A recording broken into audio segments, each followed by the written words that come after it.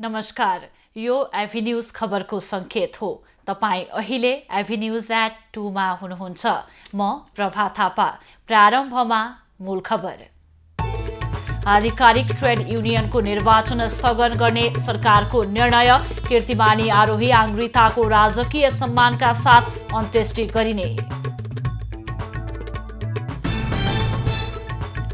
लेनदेनमा बलात्कारको मुद्दा मिलाउन बारामा जनप्रतिनिधि नै सक्रिय। किटानी जाहेरी दिने परिवारलाई धम्की।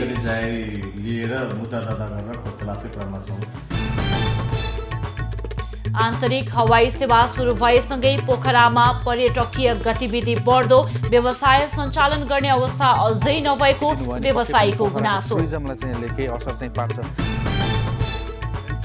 कोरोना भाइरस विरुद्धको कोभ्याक्स अभियानमा 156 राष्ट्र सहभागी। अमेरिका र चीन भने सहभागी नहुने।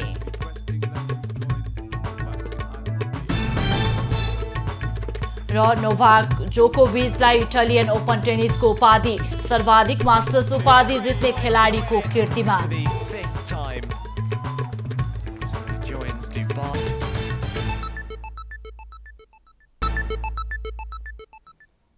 अब खबरको सिलसिला प्रारम्भ गरौं। मन्त्री परिषद बैठक सम्बन्धी प्रसङ्गबाट। मंगलबार मन्त्री परिषदको नियमित बैठक बसेको छ।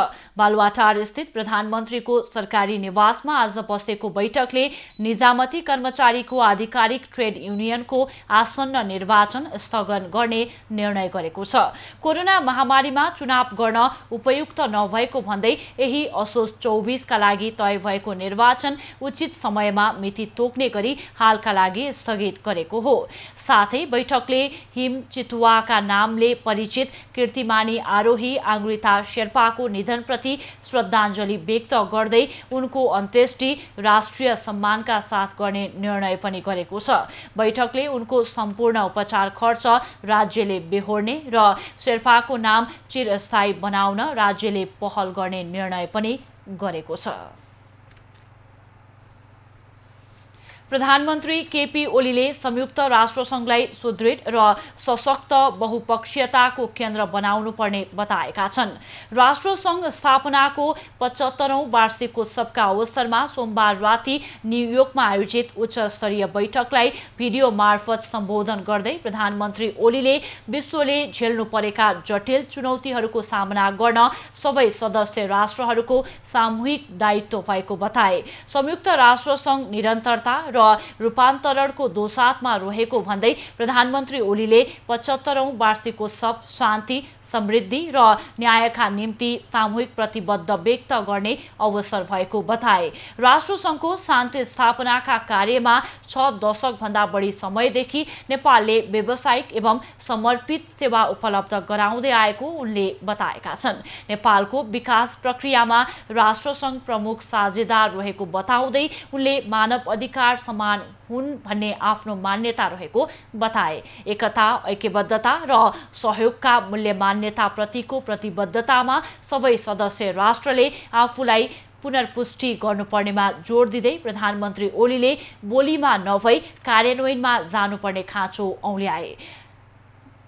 देश र तिनका जनताको रक्षा, सार्वभौम समानता र सबैको मान मर्यादाको प्रवर्धन, महामारी, जलवायु परिवर्तनका कारण उत्पन्न सङ्कट, आतंकवादको अन्त्य, आणविक, रासायनिक, जैविक लगायत आम विनाशका सबै हात हतियारको उन्मूलनमा राष्ट्रसङ्घको विशेष भूमिकाको अपेक्षा विश्वले गरेको प्रधानमन्त्रीले बताए। वार्षिकोत्सवको कार्यक्रमलाई 88 देशका राष्ट्राध्यक्ष र 44 मुलुकका सरकार प्रमुख सहित 182 वक्ताले सम्बोधन गर्ने कार्यक्रम छ। नेपाल कम्युनिस्ट पार्टी नेकपाको सचिवालय बैठक जारी छ। पेरिस डाँडाबाट आज फेरि बालुवाटार सरेको बैठकमा 4वटा एजेन्डामा छलफल केन्द्रित छ। आइतबार पेरिस डाँडामा सुरु भएको बैठकमा मन्त्रीमण्डल पुनर्गठनको सैद्धान्तिक पक्षमा छलफल भएको थियो। त्यसपछि अध्यक्षद्वय केपी ओली र पुष्पकमल दाहालले बैठकका एजेन्डामा सहमति खोज्ने प्रयास गरेका थिए। स्रोतका अनुसार आजको बैठकमा अध्यक्षद्वयले आपसी छलफलका आधारमा तय गर्ने गरी मन्त्रीमण्डल पुनर्गठनलाई सचिवालयबाट आफूमा केन्द्रित गर्नेछन्। त्यसपछि 1-2 दिनमा सहमति गरेर मन्त्रीमण्डल पुनर्गठन गर्ने तयारी छ। अन्य एजेन्डामा पनि सकभर आज नै छलफल गरेर सक्ने गरी तयारी भइरहेको एक सचिवालय सदस्यले जानकारी दिए। राष्ट्रिय प्रजातन्त्र पार्टीको चुनाव चिन्ह हलो हुने भएको छ। गत फागुनमा विभिन्न शक्तिबीच पार्टी एकताको घोषणा भए पनि चुनाव चिन्हबारे टुङ्गो लागेको थिएन। नयाँ पार्टीको चुनाव चिन्ह गाई हुने कि हलो भन्नेमा विवाद थियो। पार्टीका 3वटै अध्यक्षहरू कमल थापा, डाक्टर प्रकाश चन्द्र लोहनी र पशुपति शमशेर राणा चुनाव चिन्ह हलो राख्ने सहमतिमा पुगेका हुन्। हलो तत्कालीन राप्रपा संयुक्तको चुनाव चिन्ह हो। यसैबीच अध्यक्ष कमल थापाले हिन्दू राष्ट्रको एजेन्डा बोकेको राप्रपाको निम्ति गाई उपयुक्त चुनाव चिन्ह भए पनि पार्टी एकता जोगाउन सम्झौता अनिवार्य भएको बताएका छन्। उनले सामाजिक सञ्जाल मार्फत परिस्थितिजन्य यो बाध्यतालाई सहज रूपमा लिइदिन पार्टीका शुभचिन्तकहरूमा अपील समेत गरेका छन्। गुल्मीको इस्मा गाउँपालिका 2 हस्ती चौर अन्तर्गत राजचौरको स्यालामा सोमबार राति गएको पहिरोमा पुरिएर बेपत्ता बनेका 2 जना मृत अवस्थामा फेला परेका छन्। पहिरोमा पुरिएर बेपत्ता बनेका इस्मा गाउँपालिका 2 रातामाटाका 39 वर्षका प्रेम बहादुर कुमार र स्थानीय 5 वर्षका सफल कुमारको शव मंगलबार बिहान फेला परेको हो। पहिरोमा पुरिएर सोमबार रातिदेखि दुवैजना बेपत्ता बनेका थिए। बेपत्ता दुवैजनाको खोजी कार्य गर्ने क्रममा नेपाली सेना, नेपाल प्रहरी र सशस्त्र प्रहरीको संयुक्त टोलीले उनीहरूलाई मृत अवस्थामा फेला पारेको सशस्त्र प्रहरी नायब उपरीक्षक अशोक कुमार लम्सालले जानकारी दिए। सडकमा हिँड्दै गरेको अवस्थामा पहिरो खसेर उनीहरूलाई पुरेको थियो। पहिरोमा परेर स्थानीय तिलक कुमार समेत घाइते भएका छन्। कोरोना आज बाँकेका विभिन्न आइसोलेसन सेन्टरबाट 14 जना कोरोना मुक्त भई डिस्चार्ज भएका छन्। भेरी अस्पतालमा कार्यरत एक स्टाफ नर्स, उच्च अदालत तुलसीपुर, नेपालगञ्ज इजलासका एक कर्मचारी सहित 4 महिला र 10 पुरुष डिस्चार्ज भएका हुन्। बाँकेका विभिन्न आइसोलेसन सेन्टरमा अन्य जिल्लाका 5 जना गरी 392 जना संक्रमित उपचाररत रहेका छन्। बाँके जिल्लामा हालसम्म कोरोना संक्रमितको संख्या 1662 रहेको छ भने 11 जनाको कोरोना संक्रमणकै कारण मृत्यु भइसकेको छ। बारामा बलात्कारको घटना लेनदेनमा मिलाएर बलात्कारीलाई बचाउन जनप्रतिनिधि नै लागि परेको पाइएको छ। बाराको सुवर्ण गाउँपालिकामा 12 वर्षीय बालिकालाई बलात्कार गर्ने शिवपूजन यादवलाई लेनदेन गरी बचाउन वडा अध्यक्ष राम एकवाल शाह लागि परेको पाइएको हो। बाराको सुवर्ण गाउँपालिका 5 स्थित औरैयामा असोज 1 गते साँझ 12 वर्षीय बालिका बलात्कृत भइन्। साँझ करिब 7:30 बजेको समयमा गाउँमा विश्वकर्मा पूजाको मेला हेर्न गएका बुबालाई खाना खान बोलाउन घरबाट जाने क्रममा स्थानीय 25 वर्षीय शिवपूजन यादवले बलात्कार गरेको पीडितले बताएकी छन्। अब कलम जो बउआ के चक्रा खाला तम गेनिनु लाइन कट कर तम ना लोक का जो किनलु करे हाथ पकड़ ले तम कने करे कचरा कौन बार छोड़बे न रे त घींच के लगल मुंह में ओढ़नी ठूस देल आ पटक दे आ पाट खोल दे हाथ खोल दे बांध देलक। बालिकाले आफूलाई बचाउन मुख थुनिएको अवस्थामा समेत चिच्चाएपछि छिमेकीहरू हेर्न जाँदा आरोपित व्यक्ति भागेका थिए। छिमेकीले बालिकालाई उद्धार गरेको प्रत्यक्षदर्शी जगदीलाल यादवले बताए।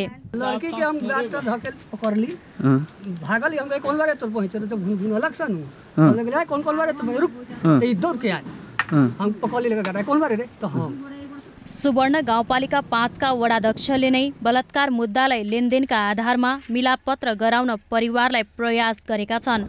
अध्यक्ष राम एकवाल शाहले गाउँ स्तरमै कथित पञ्चायती राखेर आर्थिक जरिवाना गरेर बलात्कारीलाई बचाउन खोजेका थिए।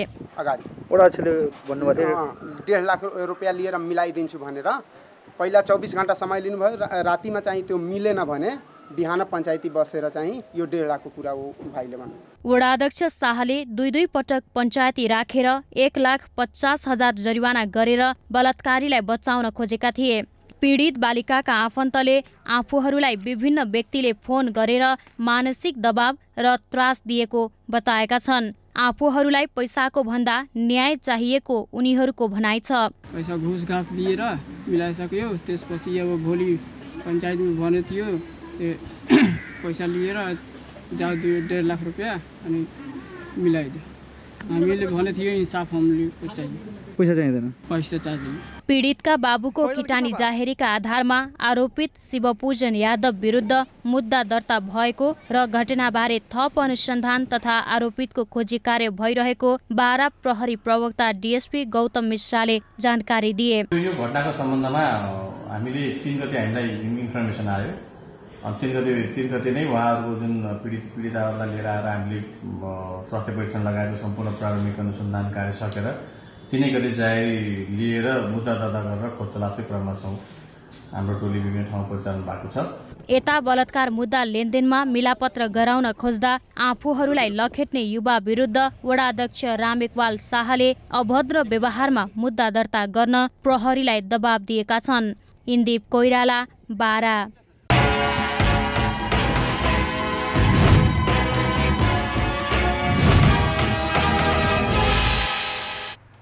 कोभिड-19 का कारण रोजगारी गुमाएका पर्यटन मजदुरहरूले तत्काल राहत उपलब्ध नगराए आन्दोलन गर्ने बताएका छन्। पर्यटन सेवा समाज नेपाल र पर्यटन मजदुर संघर्ष समितिले मंगलबार काठमाडौँमा पत्रकार सम्मेलन आयोजना गरी केही दिनभित्रमा पर्यटन मजदुरका लागि राहत उपलब्ध नगराए कडा आन्दोलन गर्ने बताएको हो। लकडाउनका कारण लामो समयदेखि श्रम गर्न नपाउँदा भोकै मर्ने स्थिति आएकाले सरकारसँग सहयोग मागेको तर अहिलेसम्म सुनवाई नभएको मजदुरहरूको भनाइ छ। उनीहरूले आफूहरूले 5 वर्ष यता मजदुर कल्याणकारी कोषमा जम्मा गर्दै आएको रकम 15 करोड रुपैयाँ पुगेको तर त्यही रकम पनि मजदुरको हितमा खर्च गर्न सरकारी निकायहरूले नमानेको गुनासो गरे। उनीहरूका अनुसार सरकारबाट लाइसेन्स प्राप्त 25,000 मजदुर अहिले समस्यामा परेका छन्। अनि 10% मजदुर कल्याणकारी कोषको बजेट 5 वर्षदेखि यताको हेर्ने हो भने 15 करोड रहेछ हैन। त्यो भन्दा अगाडिको त खाए, घर बनाए, अनेक बनाए, ठीक छ, हामी त स्वीकार्छौँ, हामी त्यो खोज्दैनौँ। तर यो परिस्थितिमा चाहिँ जुन 5 वर्षदेखि यताको 15 करोड बजेट छ, त्यो बजेटहरूलाई चाहिँ कार्यान्वयनमा ल्याइयोस्। यहाँको मजदुरहरूको चाहिँ घरमा चाहिँ चामल किनिदियोस्, भाडा तिर्दियोस्।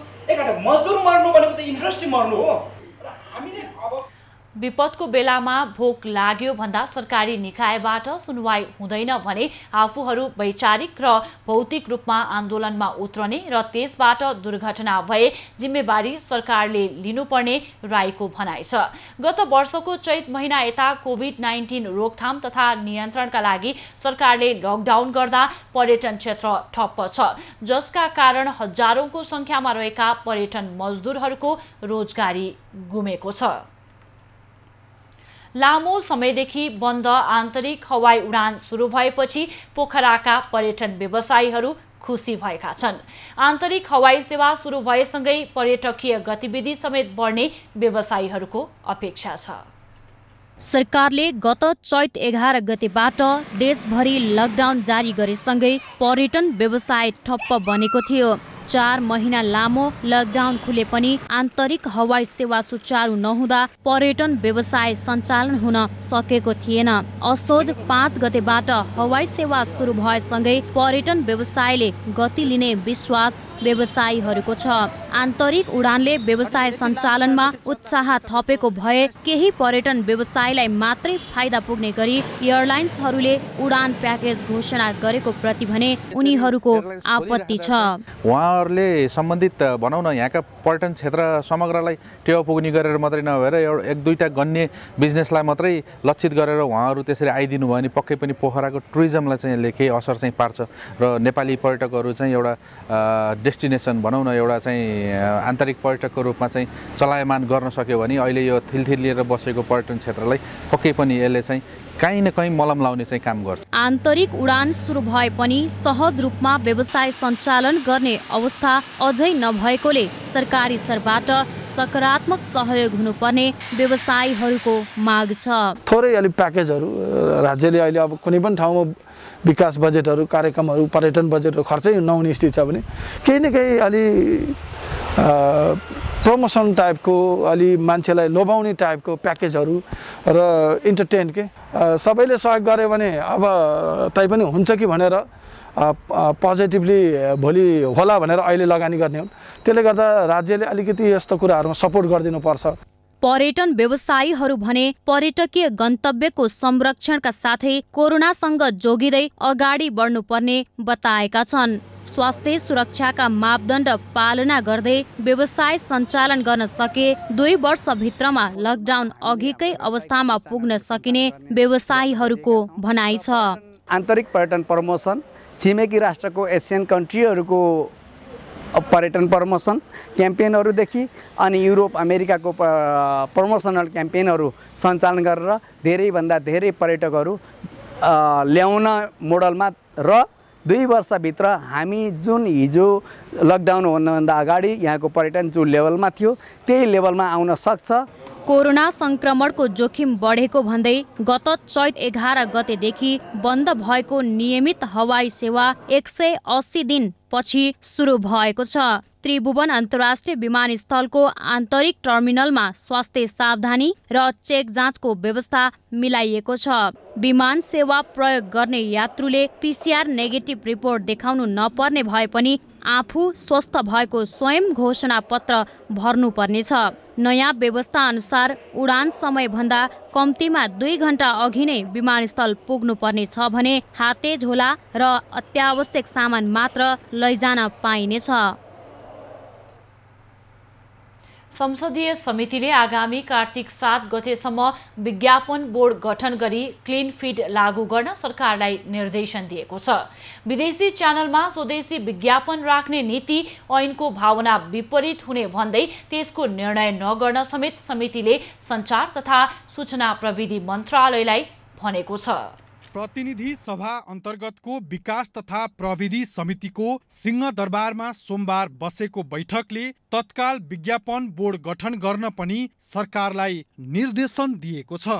ऐन स्वीकृति भएको 11 महिना बितिसक्दा पनि कार्यान्वयनमा ढिलाइ भएकोमा चासो व्यक्त गर्दै समितिले सरकारको नाममा त्यस्तो आदेश जारी गरेको हो। ऐनको दफा 6 मा उल्लेख भएको डाउन लिङ्क अनुमति लिएका विदेशी टेलिभिजनलाई विज्ञापन रहित बनाउने 1 वर्ष समयावधि तोकिएको र समयावधि सकिन 1 महिना बाँकी हुँदा समेत खासै काम हुन नसकेको भन्दै तत्काल कार्य सम्पन्न गरी ऐन कार्यान्वयन गराउन समितिले निर्देशन दिएको छ। विज्ञापन नियमन गर्ने ऐनको पूर्ण कार्यान्वयनका लागि 2077 कार्तिक 7 गते भित्र विज्ञापन बोर्ड गठन गरी ऐनको दफा 6 बमोजिम डाउन लिङ्क अनुमति लिएर नेपालमा प्रसारण गरिरहेका टेलिभिजन च्यानललाई विज्ञापन रहित बनाउन समिति सञ्चार तथा सूचना प्रविधि मन्त्रालयलाई निर्देशन गर्दछ। बैठकमा सञ्चार तथा सूचना प्रविधि मन्त्रालयका प्रतिनिधिले मन्त्रालय विज्ञापन ऐन कार्यान्वयनमा प्रतिबद्ध रहेको बताएका छन्। विज्ञापन बोर्ड गठनका लागि नियमावली मन्त्री परिषदमा पुगेको र यसै हप्ता नियमावली स्वीकृत गरी ऐन कार्यान्वयनमा ल्याउने मन्त्रालयको दाबी छ। बोर्डको नियमावलीको ड्राफ्ट बनाएर हामी चाहिँ कानुन मन्त्रालय र सञ्चार मन्त्रालयले स्वीकृति गरेर नेपाल सरकार मन्त्री परिषद बैठकमा प्रस्तुत गरिसकेका थियौँ। त्यसबाट पनि हामीले मन्त्री परिषदबाट पनि हामी विधेयक समितिमा छलफलको क्रममै रहेको छ। मन्त्रालयले राष्ट्रिय प्रसारण ऐन र नियमावलीले समेत विदेशी टेलिभिजनलाई विज्ञापन रहित बनाउन कुनै बाधा नपर्ने भएकाले सरकारले यसलाई कार्यान्वयनमा ल्याउने जानकारी दिएको छ। बैठकमा सांसदहरूले ऐन कार्यान्वयनमा सरकारले तदारुकता देखाउन नसकेको भन्दै ऐनको तत्काल कार्यान्वयन गर्न आग्रह गरेका थिए। संसदका दुवै सदनबाट पारित भई राष्ट्रपतिबाट 2076 साल कार्तिक 8 गते स्वीकृत भएको विज्ञापन ऐन हालसम्म कार्यान्वयनमा आउन सकेको छैन। 2073 साल कार्तिक 7 गतेको मन्त्री परिषदबाट स्वीकृत विज्ञापन रहित नीतिको कार्यान्वयनमा सरकारले तदारुकता देखाउन नसकेको भन्दै ऐनको तत्काल कार्यान्वयन गर्न सांसदहरूले माग गरेका छन्। 2074 साल साउन 1 गतेबाट लागू हुनुपर्ने ऐन विभिन्न पक्षको विरोध र सरकारको ढिलासुस्तीका कारण लागू हुन सकेको छैन। यस विषयमा सांसदहरूले राखेको धारणा आजको हामीलाई भन्नु छ।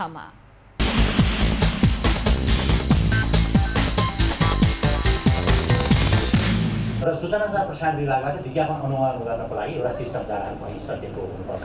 सिस्टम जडानको काम भइरहेको र यसरी हेर्दाखेरि विज्ञापन ऐनको कार्यान्वयनको लागि मन्त्रालयले त केही तयारी गरेको छ, तर त्यो पर्याप्त छैन कि भन्ने एउटा आशंका चाहिँ छ। विज्ञापन बोर्ड आवश्यक पर्छ, यो चाहिँ ढिलो भयो, यसलाई चाहिँ छिटो विज्ञापन बोर्ड चाहिँ अविलम्ब गठन गर्नुपर्छ जस्तो लाग्छ मलाई।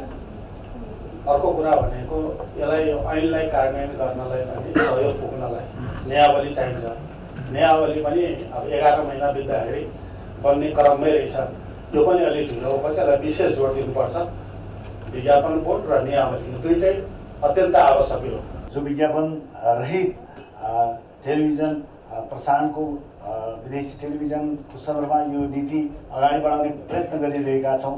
त्यसका लागि भोलि ठिक ढङ्गले साँच्चै सोचित अनुसार ती च्यानलहरूले काम गरेनन् भने त्यसलाई नियन्त्रण गर्नका लागि यहाँ त के हुन्छ भने एउटा सिटामल उत्पादन गर्न नसकिरहेको र एउटा सिटामल प्राप्त गर्नका लागि चाहिँ विदेशी बजार नै कुर्नुपर्ने परिस्थितिमा भोलि चाहिँ टेक्नोलोजीको कुरा हुन्छ होइन, उपकरणको कुरा हुन्छ।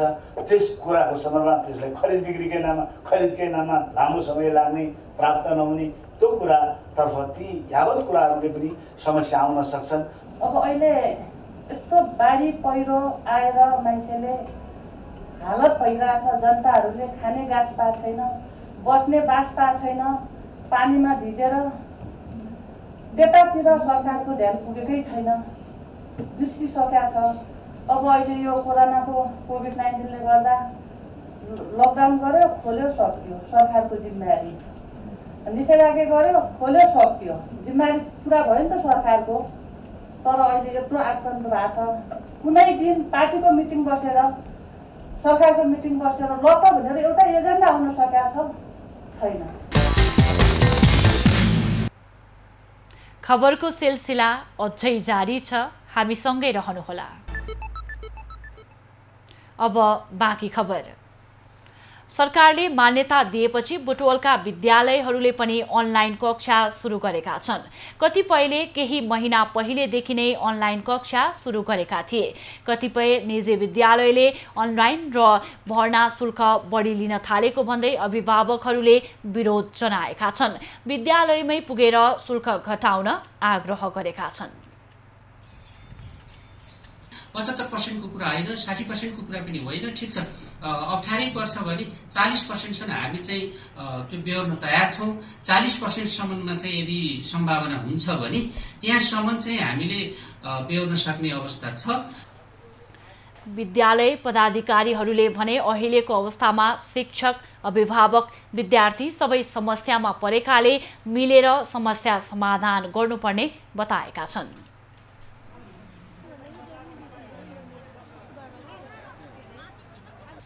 अनलाइन कक्षाको पहुँच पुग्न नसकेका विद्यार्थीका अभिभावक भने छोराछोरीको पढाइ बिग्रने चिन्तामा परेका छन्। झापा जिल्लाको मेचीनगर नगरपालिका 14 र भद्रपुर नगरपालिका 9 मा पर्ने फुलबासा खोलामा वर्षौंको पर्खाइपछि पक्की पुल निर्माण हुने भएको छ। स्थानीयले दशकौंदेखि माग गर्दै आए पनि यसअघि दलहरूले पुललाई चुनावी मुद्दा मात्रै बनाउँदै आएका थिए। सोमबार पुलको शिलान्यास भएपछि स्थानीयमा पुल बन्ने आशा पलाएको छ। हाम्रो समस्या भनेको मेची अञ्चल हस्पिटल यहीँ पछाडिबाट जाने हो। यो पुल नहुँदा हामी घुमेर लगभग 2.5 चाराली हुँदै पनि जानुपर्ने थियो र मेची क्याम्पस पनि यहीँ छ। त्यो पनि हामी घुमेर जाने हामीले धेरै समस्या भएको थियो। यो पुल हुँदाखेरि हामीलाई धेरै राम्रो हुन्छ भन्ने हामीले सोचेका छौँ। 50 मिटर लम्बाइ र 6 मिटर चौडाइ रहेको पुल निर्माणका लागि करिब 8 करोड रुपैयाँको लागत लाग्ने अनुमान गरिएको छ। निर्माण सुरु भएको 2 वर्षभित्र पुल बनाइसक्ने निर्माण कम्पनीले जनाएको छ। सरकारले बजेटको कुनै पनि कन्जुसाइ नगरिकन अर्थात् दिनुपर्ने आवश्यक बजेट समयमा उपलब्ध गराएको खण्डमा हामी यो पुललाई त्यो समयभन्दा अगावै सिद्ध्याउन गर्न एकदम कोसिस गर्नेछौँ र यो पुलको मुख्यतः भन्दाखेरि पाइल फाउन्डेसन 18 मिटर पाइलिङ भएर त्यो माथि 6 मिटर क्यारिजवे हुने गरेको आरसीसी ब्रिज बन्ने हो। खोलामा पुल नहुँदा जिल्ला सदरमुकाम भद्रपुरमा रहेको विमानस्थल, मेची क्याम्पस, अस्पताल तथा बजार जान स्थानीयलाई घण्टौं लगाएर दाइझन 4 आलीको बाटो हुँदै जानुपर्ने बाध्यता रहेको छ। हुम्लाका बाढी पहिरो पीडित 13 घर परिवारलाई जिल्ला रेड क्रस सोसाइटीले राहत सामग्री वितरण गरेको छ। जिल्लाको अदानचुली गाउँपालिका 5 कर्काई गाउँका बाढी पीडितलाई राहत सामग्री वितरण गरिएको हो। वितरण गरिएका सामग्रीमा खाद्यान्न, पाल, भाँडाकुँडा, कपडा लगायत छन्। साउन र भदौमा परेको अविरल वर्षाले कर्काई गाउँका सर्पजित शाही, धनराज शाही, गङ्गबहादुर शाही, धनबहादुर छन्त्याल, रङ्गवीर छन्त्याल, सुरेन्द्र छत्याल, भेलबहादुर शाही, धनलाल शाही, छत्त शाही, बिजौरा शाही, बले शाही र जिम्बा फडेराको घरमा क्षति पुर्याएको थियो। कोरोना भाइरसका कारण काम प्रभावित बन्न पुगेका सडक निर्माणको कामले बागलुङमा गति लिन थालेको छ। बागलुङको पुरानो बजार क्षेत्र भएकाले साङ्गुरा गल्ली र नाली व्यवस्थापन गरी सडकलाई 6 मिटर फराकिलो बनाउने काम भइरहेको छ। प्रदेश सरकारको सहयोगमा सडक ढलान र नाली निर्माणको काम सुरु भए पनि मजदुरको अभावले काममा समस्या भएको निर्माण व्यवसायीको भनाइ छ।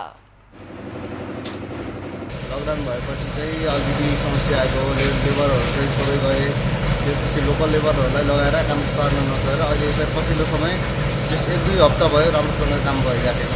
अब कति समय लाग्ला यो समापन? यसको चाहिँ अब 1 हप्तामा फिनिसिङ गर्ने भन्ने टार्गेट छ। हेरौँ अब कति लाग्छ। समयले मौसमले पनि साथ दिनु पर्यो। चैतको पहिलो सातादेखि ठप्प भएको सडक निर्माणको काम वातावरण सहज भएसँगै सुरु भएको हो। 7 बेसी निर्माण सेवा हो। काम चाहिँ यो पूर्वाधार विकास कार्यालय बागलुङ पहिला चाहिँ पर्वतले हेरेको थियो र यहाँ अहिले छुट्टै हाम्रो अफिस नै यहाँ बागलुङ सडक कार्यालय, अहिले चाहिँ बागलुङले हेरिरहेछ।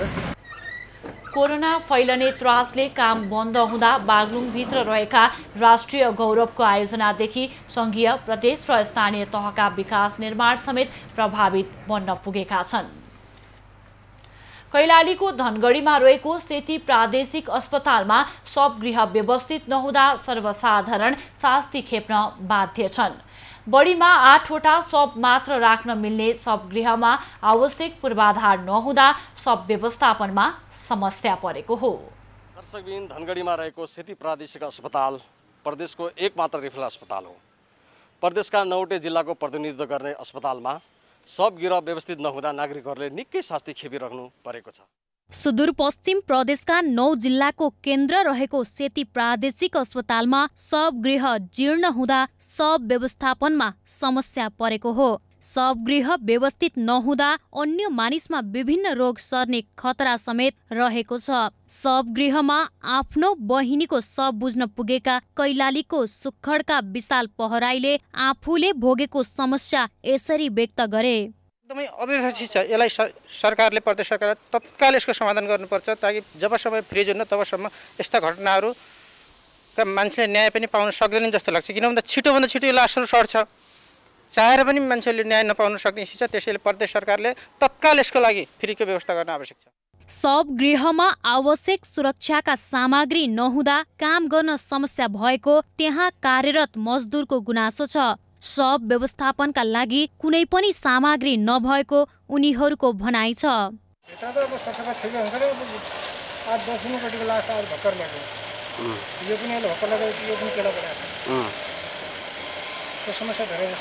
फ्रिज छैन, त्यही भएर गाह्रो छ।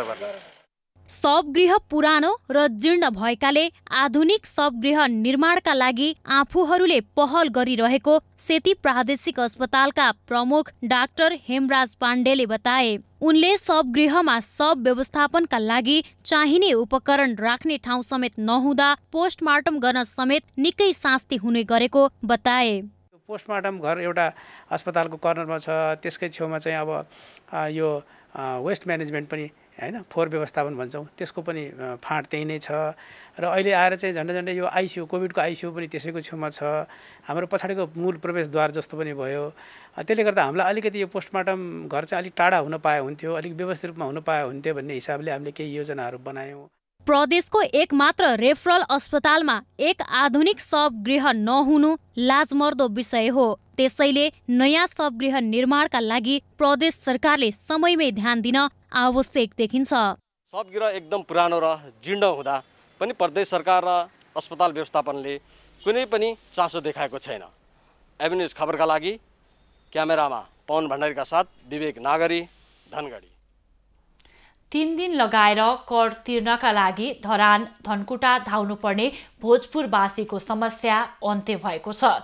जिल्लामै करदाता सेवा कार्यालय स्थापना भएसँगै यहाँका करिब 2200 उद्योगी व्यवसायीलाई प्रत्यक्ष लाभ पुगेको छ। भोजपुरमा पहिलो पटक करदाता सेवा कार्यालय स्थापना भएपछि सेवाग्राहीले सहज महसुस गरेका छन्। यसअघि सेवा लिन करदाता सेवा कार्यालय धनकुटा तथा आन्तरिक राजस्व कार्यालय धरान पुग्नुपर्ने बाध्यता थियो। अब भोजपुरबाटै कर विवरण दाखिला, कर चुक्ता प्रमाणपत्र, करदाता दर्ता गर्ने काम र विवरण सच्याउने लगायतका काम हुने कार्यालयले जनाएको छ। अनि विवरण बुझ्ने, सबै किसिमका विवरणहरू बुझ्ने, लगायतका अग्रिम कर गति विवरणहरूको भुक्तानीको भेरिफाई गर्ने लगायतका कर चुक्ता सहितका सम्पूर्ण सेवा सम्बन्धी कामहरू यसै कार्यालयमा। कार्यालय स्थापना भएपछि भोजपुरका सेवाग्राहीलाई सेवा लिन सहज भएको छ। त्यस्तै कर तिर्नका लागि 3 दिन लगाएर धरान धनकुटा पुग्नुपर्ने बाध्यता हटेको छ। यसले गर्दा घरेलु तथा साना उद्योग विकास कार्यालयमा दर्ता भएका उद्योग तथा व्यवसायलाई सहज भएको उद्योग वाणिज्य सङ्घ भोजपुरले जनाएको छ। मजौला गरी 2200 लगभग पानीमा आबद्ध भएका उद्योग व्यवसायहरू छन्।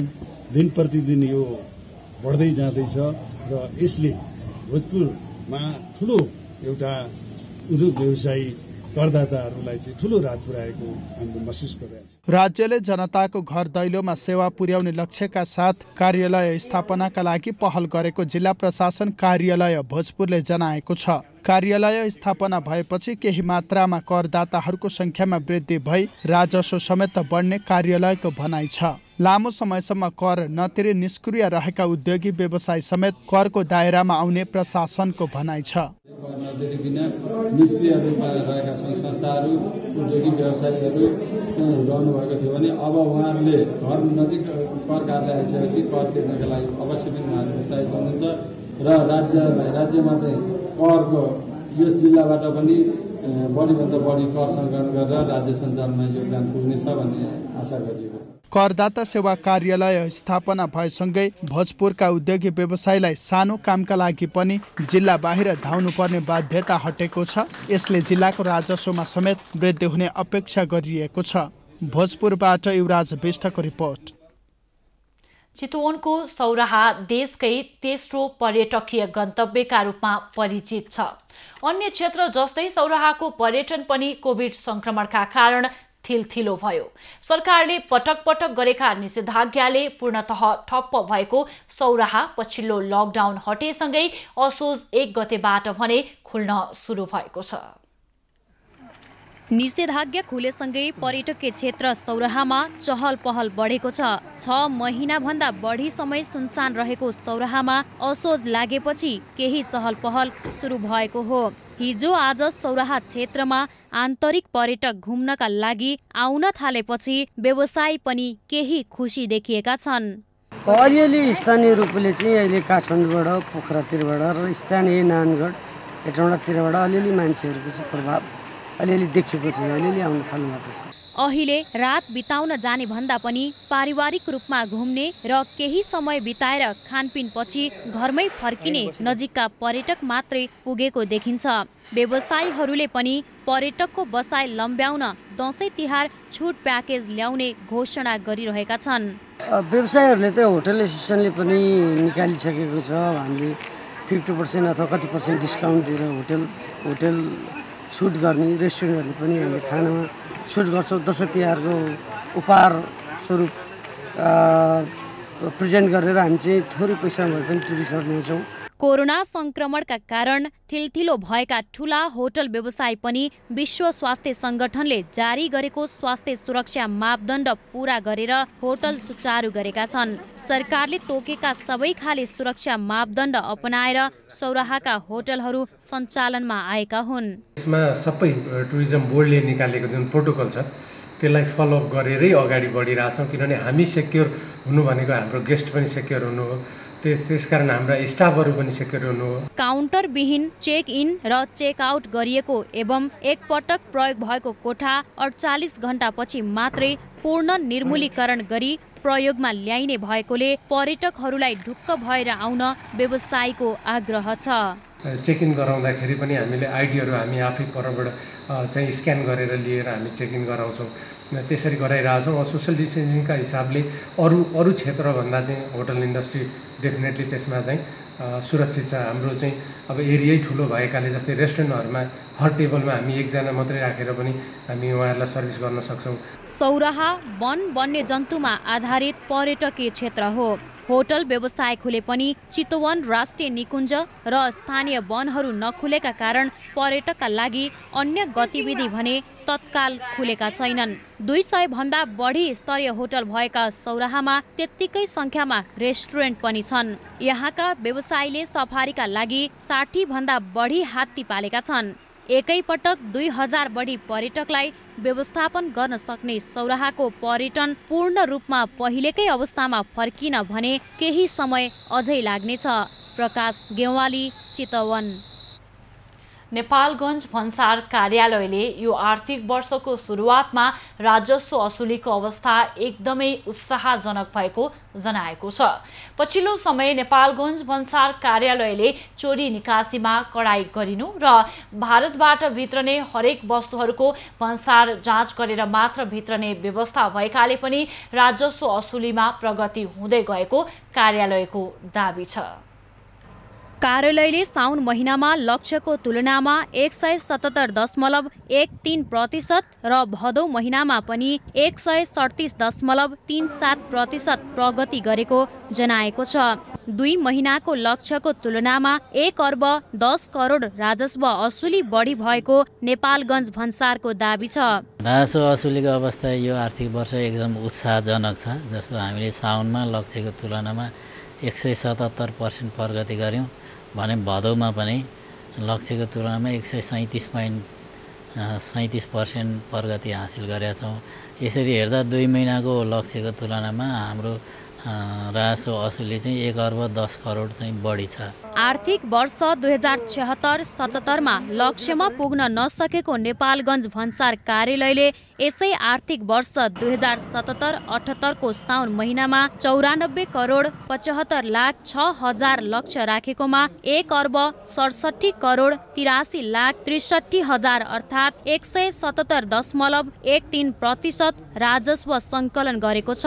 यसै गरी भदौ महिनामा 1 अर्ब 6 करोड 73 लाख 68 हजार रुपैयाँ लक्ष्य राखेकोमा 1 अर्ब 46 करोड 61 लाख 93 हजार अर्थात् 137.37% राजस्व असुली गरेको हो। नेपालगञ्ज भन्सार कार्यालय हुँदै आयात हुने वस्तुहरूमा लकडाउनका कारण केही मात्रामा प्रभावित भएको छ भने निकासीबाट राजस्व असुलीमा नेपालगञ्ज भन्सार कार्यालयको नगण्य योगदान रहेको छ।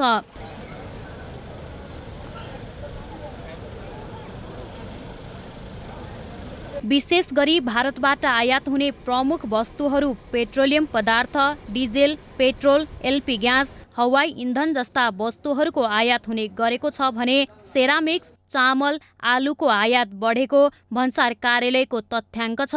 पछिल्लो समय नेपालगञ्ज भन्सार कार्यालयले चोरी निकासीमा कडाई गरिनु र भारतबाट भित्रिने हरेक वस्तुहरूको भन्सार जाँच गरेर मात्र भित्रिने व्यवस्था भएकाले पनि राजस्व असुलीमा प्रगति हुँदै गएको हो। खम्बा पुन बाँके। खबरको सिलसिला अझै जारी छ, हामीसँगै रहनुहोला।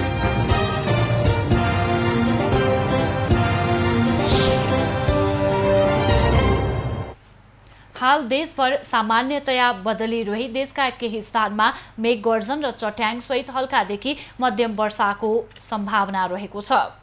अपराह्न प्रदेश नम्बर 1, प्रदेश नम्बर 2, बागमती प्रदेश, गण्डकी प्रदेश र प्रदेश 5 का केही स्थानमा हावाहुरीको सम्भावना पनि रहेको जल तथा मौसम पूर्वानुमान महाशाखाले जनाएको छ। आज काठमाडौँ उपत्यकाको अधिकतम तापक्रम 28 डिग्री सेल्सियस र न्यूनतम तापक्रम 21 डिग्री सेल्सियस बीच रहने अनुमान गरिएको छ। आज सूर्योदय बिहान 5:52 भएको छ भने सूर्यास्त बेलुका साँझ 6 बजे हुनेछ। आज देशभरको मौसम कस्तो रहला त हेरौं देशका विभिन्न स्थानको अनुमानित मौसमी अवस्था।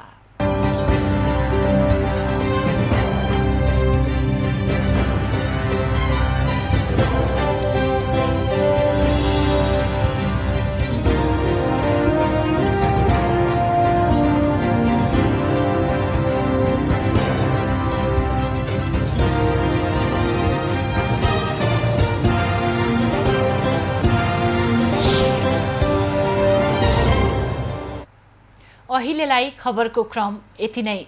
आइभी न्यूज खबरका यी सहित अन्य विस्तृत खबरका लागि www.ivnews.tv लगअन गर्न सक्नुहुनेछ। युट्युब, फेसबुक र ट्विटरमा पनि हामीलाई फलो गर्न सकिनेछ। खबर भित्रको खबरका लागि हेर्दै रहनुहोला आइभी न्यूज खबर। नमस्कार।